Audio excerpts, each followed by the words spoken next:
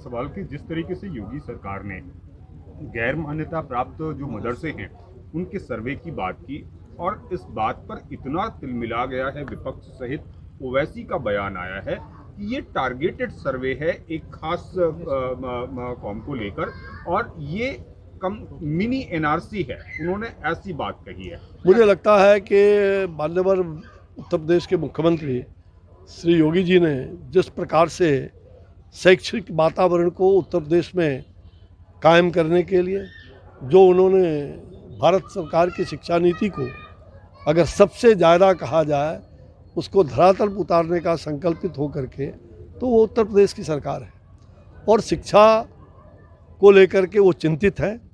और अगर उन्होंने मदरसा का सर्वे करा लिया तो कौन सी बड़ी बात, केवल मदरसा का ही नहीं, वो तो सभी सर्वे कर रहे हैं कि किस प्रकार से हमारे विद्यालय की क्या स्थिति है, हम कैसे अच्छा विद्यालय यहाँ गठन अच्छे विद्यालय को चला सकते हैं। तो मदरसा का सर्वे तो अच्छा है, हम तो चाहते हैं कि देश में सब जगह होना चाहिए। योगी जी तो चिंता कर रहे हैं सभी की कि अच्छी शैक्षिक व्यवस्था होनी चाहिए, लेकिन ओवैसी की चिंता को आप किस तरीके से? भाई ओबीसी मत समझिए, ओबीसी तो इस देश के हमें नहीं कहना चाहिए, वो उनको कुछ और बुझाता ही नहीं है। ओबीसी बस इतना ही वो समझिए, उनके लिए वो हर चीज़ में सांप्रदायिकता का आग उबालते हैं, वो हिंदू मुस्लिम की एकता को तोड़ना चाहते हैं। और इस देश के अंदर ये जो गंगा जमुनी की संस्कृति है उसको कोई तोड़ नहीं सकता। उन्होंने ये कहा कि जिस तरीके से आरएसएस जो है सरस्वती शिशु मंदिर चलाता है, तो सरकार को आरएसएस सरस्वती शिशु मंदिर का भी सर्वे करवाना चाहिए, सिर्फ मदरसे का सर्वे नहीं। भाई योगी जी सारे चीज़ का सर्वे करा रहे हैं, ज्ञान का सर्वे होना चाहिए, शिक्षा का विकास होना चाहिए, योगी जी उसके लिए प्रतिबद्ध है। Thank you sir, thank you. हमारे योगी सरकार जी तो बिहार के मुख्यमंत्री दिल्ली पहुंच गए हैं और कल वो अरविंद केजरीवाल, अखिलेश यादव, राहुल गांधी सहित तमाम विपक्ष के नेताओं से मुलाकात करेंगे। किस तरीके से आप उनके दिल्ली दौरे को देखते हैं? मुझे तो अच्छा है, दिल्ली जाना ही चाहिए। मैं तो बहुत पहले कहा था कि आप दिल्ली जाइए और भ्रष्टाचारियों से हाथ मिला करके अब वो दिल्ली भ्रष्टाचारियों से उनके साथ मिल करके वो भ्रष्टाचार का इतिहास रचेंगे। इससे ज़्यादा तो कुछ करना नहीं है उनको। उनके पीएम बनने की महत्वाकांक्षा इससे जो मुझे लग रहा है कि जब जब वो पीएम बनने की महत्वाकांक्षा उनके मन में पनपती है तो विनाशी होता है।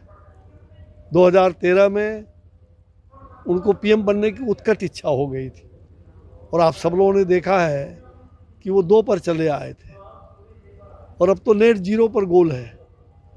भ्रष्टाचारियों को जुटाने जा रहे हैं, भ्रष्टाचारियों की गोद में बैठ करके यहाँ, और रिमोट कंट्रोल उनको दे करके, रिमोट कंट्रोल तो भ्रष्टाचारियों के हाथ में है। ये तो डुप्लीकेट मुख्यमंत्री है, जिसको डमी मुख्यमंत्री कह सकते हैं, डमी है। अब इनके अंदर कोई प्राण नहीं रहा। भाजपा के साथ जब तक थे तो भाजपा के कारण इनको प्राण था, लेकिन आज इन्होंने जिस प्रकार से चलती गाड़ी को एक्सीडेंट कर दिया, डबल इंजन की सरकार जो बिहार में विकास की सरकार विकास के रूप में आगे बढ़ रहा था, उस इंजन को इन्होंने फेल करके और आज 7 इंजन की सरकार चला रहे हैं। बगल में भ्रष्टाचारी और अपराधी, और रिमोट कंट्रोल तो भ्रष्टाचारी के साम्राज्य आप सभी जानते हैं। पूर्व मुख्यमंत्री रहे लालू प्रसाद जी, तो आज वहीं पर ये जहाँ लाठी पिलावन की बात करते थे, वहीं लाठी में अब विज्ञान कहते थे कलम से लिखना है, लाठी पिलावन नहीं। तो अब कलम लिखावन नहीं, ये तो लाठी पिलावन में तेल पिलाने गए हैं। और भ्रष्टाचार और वंशवादी परंपरा को उसके निर्वाहक हैं। क्षेत्रवाद, भाषावाद, जातिवाद, भ्रष्टाचार, वंशवाद, इससे बड़ा दुश्मन देश का कुछ भी नहीं हो सकता। जी, जदयू एक तरफ से जहां कह रही है कि नीतीश जो है वो पीएम के मटेरियल हैं, पीएम मटेरियल हैं, वहीं अगर हम बात करें आम आदमी पार्टी की, तो वो कहता है कि नीतीश जो है वो पीएम के मटेरियल है, पीएम मटेरियल है। वहीं अगर हम बात करें आम आदमी पार्टी की, तो वो कहता है केजरीवाल हमारे पीएम मटेरियल हैं, ममता बनर्जी अलग पीएम मटेरियल हैं। तो विपक्ष में इतने पीएम के उम्मीदवार हैं, तो नीतीश कुमार को आप कहाँ देखते हैं? मैं वही कह रहा हूँ ना, अब इनका 16 श्रृंगार कर लेंगे तो इनके पास जाएगा कौन? इनका अब वैधव्य हो गया है, इसलिए कितनों श्रृंगार कर ले इनके पलटनिया मार्ग को सब लोग समझ गए हैं। जो स्वयं को ठगा, जो अपनों को, परिवार को ठगा, समाज को ठगा, राज्य को ठगा, अब देश को ठगने का ये महा ठगबंधन बना करके ये चलने वाला नहीं है। और मुझे लग रहा है कि जो इन्होंने ये जो पीएम मटेरियल की बात, इनके दल के लोग परसों घोषणा किया कि नहीं ये पीएम मटेरियल नहीं है, लेकिन ये उठो बैठो की जो आपने देखा कुछ दिन पहले पटना में उठो बैठो, दक्षिण के मुख्यमंत्री आए थे, वो पकड़ रहे थे, ये उठ रहे थे। ये उठो बैठो वाले लोग हैं। और कब तक चलेगी? ये उठो बैठक इनका जीवन का अंत यही होने वाला है।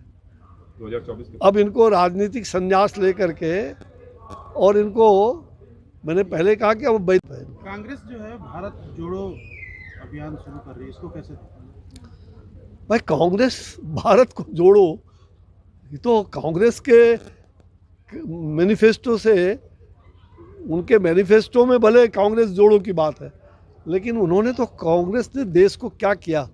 देश का सत्यानाश कर दिया। कांग्रेस ने जोड़ने की बात कहाँ कही? कांग्रेस तो पहले जुड़ जाए। आज तो कांग्रेस ही टूट रहा है। कांग्रेस जो वंशवाद में आकर के निपट गया है, अब ये कांग्रेस है कहाँ?